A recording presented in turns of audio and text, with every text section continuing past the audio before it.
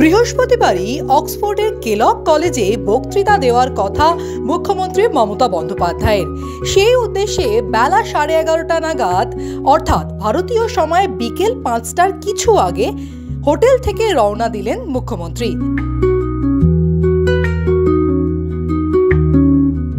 জানা গেছে, এদিন মমতা বন্দ্যোপাধ্যায়ের যাওয়ার জন্য গাড়ির ব্যবস্থা করা হয়েছিল সরকারিভাবে, কিন্তু মুখ্যমন্ত্রী নিজেই জানান তিনি বাসে করে যাবেন।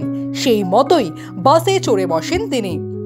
অক্সফোর্ডে পৌঁছে পাঠাগার এবং বিশ্ববিদ্যালয় চত্বর তার ঘুরে দেখার কথা। বিশ্ববিদ্যালয় কর্তৃপক্ষের সঙ্গে তার একান্ত বৈঠকও হবে। তারপর বিকেল 5:30 থেকে 6:30 পর্যন্ত চলবে মূল অনুষ্ঠান। ভারতীয় ঘড়িতে সময় তখন রাত 11টা।